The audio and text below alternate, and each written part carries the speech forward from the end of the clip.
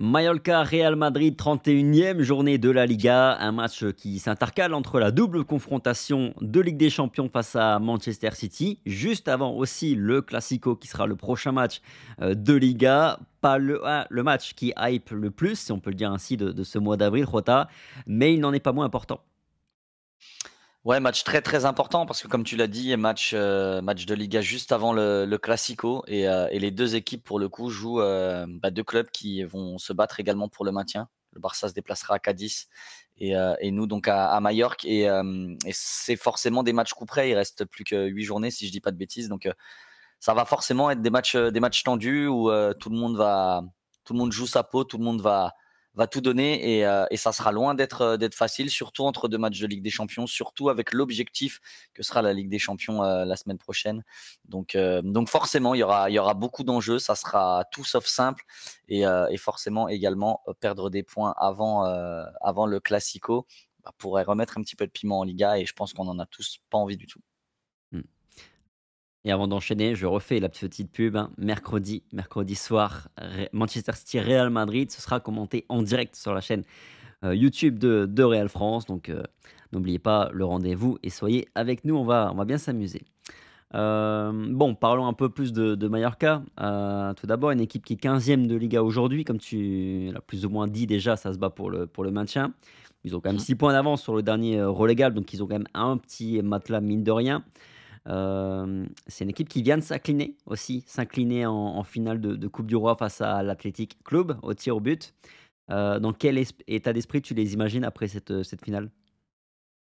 C'est forcément une claque parce que c'était l'un des objectifs du club, parce que la position en championnat est évidemment inconfortable, donc avoir l'honneur, le privilège de jouer une finale de Coupe du Roi, c'était un objectif. Perdre au tir au but, on sait très bien que psychologiquement, une défaite au tir au but, ça peut aussi te faire très mal et t'amenuire un petit peu. Mais voilà, je pense qu'ils vont aussi penser à leur objectif principal qui est celui de rester en première division. Ils ont un petit confort d'avance, mais attention, en 8 journées, il peut se passer des choses, surtout en Liga. Donc voilà, je pense que c'est quand même une équipe en tout cas qui a eu le temps. Il y a 6 jours qui sont passés maintenant, il y en aura 7 d'ici demain, donc une petite semaine de repos. Je pense qu'ils ont eu le temps de reprendre des forces en tout cas. Ce qui sera un peu moins notre cas, à part s'il y a du turnover, mais on y reviendra sûrement ensuite. Mais voilà, ils vont, je pense, quand même fixés sur la Liga en se disant que voilà, c'est quand même à domicile et peut-être potentiellement profiter d'un Real Madrid qui va faire tourner. Donc c'est aussi l'occasion d'engranger des points et chaque point va être important sur les 8 dernières journées. Tu penses pas quand même que c'est plutôt le bon moment pour les jouer? Dans le sens où, je sais pas, ils peuvent quand même, je pense avoir un petit moment de flottement pour assimiler vraiment cette défaite, même si c'est vrai qu'il y a une semaine, de battement entre la finale et le match qui aura lieu demain. Tu penses pas que c'est quand même plutôt le bon moment de les jouer? D'autant plus que bon, c'est pas forcément contre le Real Madrid qu'ils espèrent prendre des points. Franchement, je sais pas. Je sais pas parce que je me dis deux choses. La première, c'est qu'ils savent très bien la position du Real Madrid entre deux matchs de Ligue des Champions. Ils en sont conscients, il y aura du turnover. Donc, je pense que eux, ça va les galvaniser. Se dire que potentiellement 5 ou 6 joueurs ne seront pas là, c'est aussi forcément un argument pour être encore plus motivé et se dire ce Real Madrid, il est tapable parce que son objectif, c'est la Ligue des Champions de la semaine prochaine et c'est certainement pas ce match de Liga où il y a encore un confort. Il y a 8 points d'avance, donc peut-être ils peuvent un peu lâcher. Je pense que c'est ce qu'ils se diront. Et surtout, je pense qu'une équipe qui joue le maintien, elle calcule pas. À 8 journées de la fin, je pense qu'elle n'a pas de calcul à faire, à se dire enfin, elle n'a pas le temps de tergiverser plutôt. C'est plutôt ça. Donc, je suis pas certain que ce soit le meilleur moment. Je pense qu'il n'y a pas de meilleur moment pour se taper une équipe qui joue le maintien, pour être très honnête. Alors, c'est sûr qu'il y a peut-être un potentiel contre-coup de la finale de Coupe du Roi, mais ça, c'est pareil. C'était pas un objectif en début de saison. C'est arrivé là. C'était un objectif parce qu'ils étaient en finale. Donc, forcément, quand on peut jouer un titre, on le joue à fond. Maintenant, je pense que ils ont aussi, c'est un club quand même historique en première division qui a de l'expérience pour se dire que voilà, ça c'est une page qui est tournée. Maintenant, il faut voir la suite. Il y a 8 journées, c'est 8 combats, 8 finales. Et le Real Madrid potentiellement diminué, c'est un Real Madrid qui est prenable, surtout en termes mallorquins où c'est pas toujours facile pour nous. Mmh. À noter qu'on s'était imposé 1-0 au Bernabéu au match aller. Match assez difficile, hein, d'ailleurs. Grâce à un but de Rudiger, ça se décante. C'est aussi les rois du match nul cette saison en Liga. Alors, ils sont à égalité avec une autre équipe, je ne sais plus qui, mais c'est 13 matchs nuls. Mine de rien, en 30 matchs, ça pèse, ça pèse. Ouais, et puis c'est pas une équipe qui prend des volets, c'est pas une équipe qui prend énormément de buts quand on regarde bien, si je dis pas de bêtises, par rapport à leur classement. Donc voilà, c'est pas une équipe qui est super simple à manœuvrer. Il y a quelques joueurs de qualité. Il y a Omar Mascarel qui était formé au Real. Il y a Sergi Darder qui a quitté l'Espagnol, son club historique de l'Espagnol pour rejoindre Mallorca. Devant, il y a Larin, Mouriki qui sont des joueurs d'expérience, qui sont internationaux. Donc voilà, il y a pas, c'est pas des pimpins en face. Il y a des joueurs quand même d'expérience qui savent aussi gérer ce genre de match. Et comme je l'ai dit, 8 finales à jouer, je pense que c'est aussi une motivation qui est vraiment supplémentaire et qui fait que ces joueurs-là vont savoir, je pense, gérer la pression. Donc ça sera tout sauf simple. L'an passé, je crois qu'on perd là-bas et lors de nos déplacements à Majorque, c'est jamais très très simple. Donc oui, ça sera quand même un match disputé. Après, évidemment, on va pas se leurrer. Si le Real est à minima à son niveau, il devrait se défaire de Majorque assez simplement. Je suis pas en train de vous vendre Majorque comme City, bien évidemment, mais il faut toujours se méfier d'une équipe qui joue le maintien. Je le répète et je persiste à le dire. Mmh. Ouais, en termes de buts encaissés, ils sont dans les moyennes. Ils sont à 35 buts, si je dis pas de bêtises, entre 30 et 35 en tout cas, c'est sûr. Donc c'est pas une équipe qui prend excessivement de buts. C'est une équipe par contre qui marque assez peu de buts. Je crois que c'est la deuxième pire meilleure attaque de Liga, 25 buts marqués seulement cette saison, donc moins d'un but C'est par ça. match. Ils n'ont pas vraiment de buteur, pourtant ils ont Moriki, qui est quand même un joueur Mm. talentueux et habituellement efficace, mais là il est que à 5 buts pardon, cette saison, donc c'est assez peu. Tu as 4-5 joueurs qui sont au-dessus, donc c'est un peu là où pêche Mallorca véritablement cette saison. Côté Real, le risque, c'est clairement que l'équipe ait un peu trop la tête à City, forcément, non? Parce que forcément, ils vont avoir, City dans un coin de la tête. Ouais, il y a ça. Et moi, ce qui me fait un peu peur, c'est qu'il y a un turnover trop massif. Pourtant, on l'a souvent demandé, mais quand je vois ce qui s'est passé avec les 9 jours de repos avant d'affronter City, bah, je suis pas certain de vouloir un turnover de 7-8 joueurs. Je pense qu'on l'aura, mais je suis pas certain d'en être fan, pour être très honnête, parce qu'encore une fois, je préfère quand le Real Madrid enchaîne. Je l'avais déjà dit en preview de City. Je préfère quand les joueurs sont concernés, quand ils sont là, ils sont dans le vif du sujet. Tu vois, si ça gagne contre Mallorca, bah, c'est un pas encore supplémentaire envers la Liga. Donc ça, c'est presque mis de côté. On se concentre sur notre finale qui arrive face à City. Donc je préfère les voir dans cet état d'esprit et les voir concernés sur tous les matchs. Même si on l'a vu, il y a des joueurs qui étaient un peu éreintés et qui ont besoin de repos. C'est aussi vrai. Donc je sais pas trop quoi penser de ce match. C'est un match qui est là, mais j'aurais voulu presque que la semaine de repos qu'a eu le Real, enfin en Liga, ça soit celle-ci, ça soit celle entre les deux matchs. Évidemment, on peut pas choisir et c'est pas comme ça que ça se passe, mais ça aurait presque été préférable.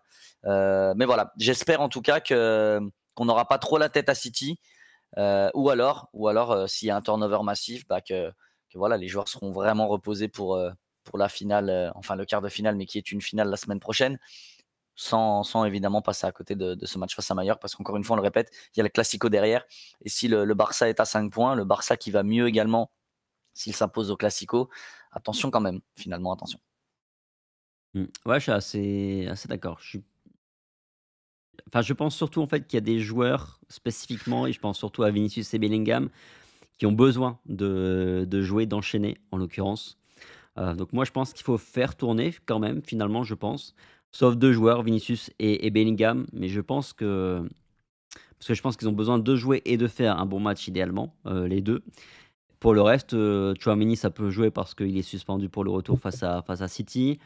Kroos et Fede Valverde, je pense que ça peut être mis au repos aussi, même si je pense que Mm. Valverde va enchaîner. Modric, je pense qu'il a besoin de jouer aussi. Il a fait, une bonne 20-25 minutes face à City. Ce serait bien aussi de le faire jouer pour le maintenir, prêt pour le retour parce que je suis même sûr, on aura besoin de lui sur le match retour, sur la fin de match et défensivement, je pense que ça peut aussi, tourner. Mendy, Carvajal, et dans l'axe, je pense que Militao aussi a besoin de jouer parce que c'est un match qui va être, un peu révélateur pour lui, pour savoir est-ce qu'on peut compter sur lui ou pas, mercredi. Ouais, je pense que tu as pratiquement donné le 11 auquel je pensais, très honnêtement. Je pense que oui, Lucas Vasquez prendra la place de Carvajal, que Fran jouera à la place de Mendy, qu'on aura certainement une charnière Militao-Nacho et que ça sera aussi potentiellement une belle indication de voir Militao jouer tout le match pour le match face à City. Je pense un peu comme toi que Valverde pourrait être reconduit aux côtés de Tchouaméni et Modric. C'est un peu le milieu que j'imagine, avec Brahim Diaz et Joselu, et puis des minutes pour Arda Güler, pour Ceballos. Je pense que c'est un peu ce qui devrait se profiler, selon évidemment aussi comment se déroule le match. Si Mallorca mène au score, par exemple, peut-être qu'on aura des changements un peu plus importants. Mais c'est un peu ça. Je me trompe un petit peu dans l'équipe. Je retire Rosselló, je mets Vinicius et évidemment j'incorpore Bellingham.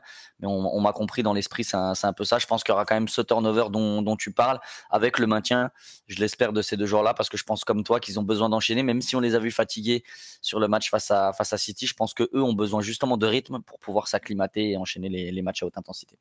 Mmh. D'accord aussi, Brahim Diaz, ça doit jouer et même Nacho, je pense que ça doit jouer, au cas où, mine de rien, parce qu'on parle de Militao, tous les 2, je pense qu'on voit Militao de retour dans le 11, mercredi, mais on n'est quand même pas à l'abri que ça se passe assez mal, ce week-end pour lui, qu'on voit qu'il soit totalement encore en méforme, en manque de rythme, ce qui serait quand même tout à fait, logique, cohérent par rapport à sa longue blessure, sa longue absence. Donc les 2. Après moi, je parierais peut-être même plus sur un Rudiger Militao quand même au début de match, et puis après tu mets Militao sur la dernière demi-heure, parce que Militao, je le vois quand même pas manger 90 minutes, bien qu'après ça dépendra aussi de l'intensité du match. Mais ça À serait une vraie indication du coup si Rudiger Militao débute, c'est qu'il veut habituer les deux à rejouer ensemble avant le match de City. Bah, de toute façon, pour moi, il y a absolument aucun doute sur le fait que c'est le plan souhaité par Carlo. Après, on verra bien justement demain si, ça répond favorablement côté Militao et son corps. Ouais, Mais, moi je suis persuadé vraiment à 95 que c'est son moi aussi. plan, idéal. À noter aussi que Rodrigo ne s'est pas entraîné ce matin, il a pris un coup, donc rien à craindre a priori. Je pense que c'est même dans le groupe pour demain. Je pense qu'il pourra même jouer, même si de ce fait-là et un peu après ce qu'on a dit, je pense que ce serait bien que lui ait un peu de repos, même si c'est lui qui est sorti, en milieu de semaine, donc c'est pas forcément le plus fatigué. Mais lui, en tout cas, il a montré sur les 2 derniers matchs qu'il est bien en forme, donc moins d'inquiétude. Je pense que encore une fois, Bellingham et Vinicius ont plus besoin de jouer que lui. Donc je pense qu'on est assez d'accord sur le 11. Ce serait plutôt du Lunin, du Vasquez, Militao, Rudiger ou Nacho, Fran Garcia sur le côté gauche, Tchouaméni, Modric, Fede Valverde au milieu de terrain, et puis devant Brahim avec Vinicius et Bellingham, hein. On est sur ça. C'est ça, c'est le 11 auquel je pense également, effectivement. Tiens, j'ai envie de te faire réagir aussi sur une déclat de Carlo Ancelotti en conférence de presse. Je trouve qu'il est quand même pas si anodine. On lui a demandé, en conférence de presse s'il avait l'intention de conserver Rodrigo sur le côté gauche de l'attaque, parce que mine de rien, c'est vrai que la semaine dernière, bon, Vinicius n'était pas là, donc Rodrigo a joué sur le côté gauche. Mmh. Il a mis son doublé, fantastique. Face à City, on a aussi remarqué que tactiquement, il y avait un petit ajustement avec Rodrigo qui était, sur le côté gauche, et un Vinicius un peu plus dans une position axiale. Et donc on lui a demandé il avait l'intention de conserver, Rodrigo sur le côté gauche. Il a répondu, je cite: «Peut-être Vinicius est très humble et il a compris que ce système peut être bon pour l'équipe en jouant plus à l'intérieur. J'en ai parlé avec eux, avec les 2 brésiliens, et ils sont d'accord». Tu en penses quoi par rapport à ça? Ouais, je pense que c'est pas mal, encore une fois, comme je l'ai dit dans le débrief en live, c'est un peu ce que j'avais imaginé. Je pense que Vinicius est plus polyvalent que Rodrigo, et je pense que dans à n'importe quel poste de l'attaque, il pourrait être bon, s'améliorer, peut-être pas être tout de suite un vrai finisseur, un vrai buteur et mettre 40 buts par saison, mais en tous les cas, il peut s'adapter à jouer un peu plus à droite, un peu plus dans l'axe, et laisser le côté gauche à Rodrigo, qui lui, pour le coup, brille pratiquement uniquement lorsqu'il est sur le côté gauche. Je pense que c'est intelligent de leur avoir parlé, de leur avoir expliqué et d'essayer d'en tirer des bénéfices. Et puis peut-être que ça prépare aussi une potentielle arrivée de Kylian Mbappé, de travailler ce système et de rendre tous les joueurs polyvalents sur le front de l'attaque, et se dire que l'an prochain, les trois pourraient peut-être tourner sur 2 positions, et qu'une concurrence sera mise en place, parce que je suis pas certain que Kylian Mbappé sera là pour être titulaire tous les matchs si jamais les deux ont un rendement exceptionnel. Évidemment, j'imagine pas Kylian Mbappé ne pas s'imposer au Real Madrid, mais je me dis que c'est aussi une bonne chose par rapport à l'avenir de mettre en place ce type de système. Et je pense de toute façon qu'on aurait même dû le faire plus tôt. Ces joueurs doivent être capables de jouer à toutes les positions sur le front de l'attaque. Et je le répète, je pense que Vinicius est vraiment capable d'occuper plusieurs postes, d'évoluer dans son jeu, dans sa maîtrise également du ballon. Je pense que même dos au but, ça pourrait lui apporter beaucoup, beaucoup de choses. C'est un jeune joueur, il a encore plein de choses à apprendre et il a une marge de progression qui est hallucinante. Donc, je trouve que c'est une bonne chose, honnêtement. Je trouve que c'est quelque chose de positif. Alors c'est un point très positif pour Vinicius, ce que je vais le dire, mais c'est encore une surprise. Parce que si tu te souviens quand même, heu, sur les débats, les discussions qu'on a quand même sur les 2 dernières années, tout ça, on s'est toujours dit: «Rodrigo est celui qui est davantage un joueur, un profil polyvalent, qui peut jouer à droite, qui peut jouer aussi dans l'axe de temps en temps, qui peut jouer derrière un attaquant, qui peut évidemment briller sur le côté gauche». Alors qu'on se disait pendant longtemps: «Mais Vinicius, il est bon quand il joue sur le côté gauche, mais quand il reste sur le côté gauche, dès qu'il sort un peu il s'écarte un peu de sa ligne, là, ça devient plus compliqué». Et on voit encore une fois, et là pour le coup, ben, encore un bon point pour Carlo Ancelotti, que l'on critique, à juste titre, assez souvent dernièrement, notamment sur les coachings en cours de match.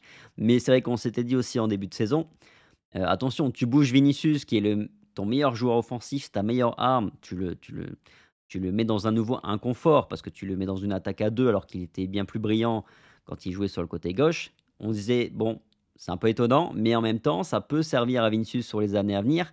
Parce que s'il montre là aussi qu'il est capable de s'adapter, de détailler un peu plus encore son jeu et toutes ses qualités, ça peut devenir encore plus monstrueux sur les années à venir.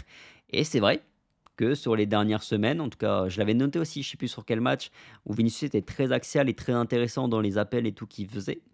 On est en train de constater aussi que Vinicius est en train d'évoluer positivement, dans un rôle où il est plus juste sur le côté gauche. Et là où je veux souligner un côté très positif de Vinicius, parce qu'on le sait, je le critique souvent pour son attitude, mais il y a une chose qui est indéniable, c'est qu'il aime le Real Madrid et que c'est un serviteur du Real Madrid. C'est-à-dire que peu importe ce qu'on lui dit, tu vois, comme tu le disais, on l'a mis à gauche dans un 4-3-3, on le modifie, on change un peu sa position naturelle et son jeu, même l'intégralité de sa palette, en le mettant dans une attaque à 2. Et là, on lui demande finalement sur la fin de cette première saison où il a déjà modifié, bah, peut-être d'être un peu plus axial et que malgré le fait qu'il a un rendement qui est meilleur que Rodrigo, clairement sur la saison, on met Rodrigo côté gauche, on lui demande de jouer un petit peu plus dans l'axe. Et je suis pas certain qu'en leur temps, des joueurs comme Messi ou CR7, des superstars, auraient accepté le fait de s'adapter à chaque fois comme ça en si peu de temps. Donc j'ai envie de louer un petit peu ses qualités et ce côté-là de lui.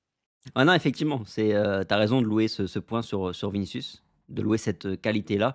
Je suis tout à fait d'accord et c'est vrai que c'est un gros bosseur, c'est un amoureux du Real et c'est pas un joueur qui a de l'ego. Voilà, dans les discussions qu'on peut avoir à l'arrivée de Mbappé, va semer le bordel. Je pense que Vinicius sera vraiment pas un problème là-dessus, notamment pour le point que tu viens d'évoquer avec, Rodrigo, tout ça, même avec Bellingham. Bellingham qui, mine de rien, que ce soit sur le terrain ou même d'un point de vue un peu marketing, communication, amour auprès des supporters. On peut dire que sur cette saison, Bellingham a pris beaucoup de place et à un moment donné, il a clairement, mangé sur son espace. Mais voilà, on l'a jamais entendu se plaindre de quoi que ce soit, a toujours bossé et puis, bah, après le taf qu'il fait sur le terrain fait la différence. Bon, je pense qu'on a fait le tour pour cette, vidéo. Merci Rota, merci à tous Merci d'avoir, Tom. suivi la vidéo. Passez un bon week-end, bon match et puis on se retrouve, très vite sur Al France. On ne sait pas encore s'il y aura un live après le débrief, après le match plutôt pour le débrief. On se tient au courant sur ce. Passez un bon week-end, prenez soin de vous comme toujours et puis on se dit à très vite sur Al France. Allez, ciao.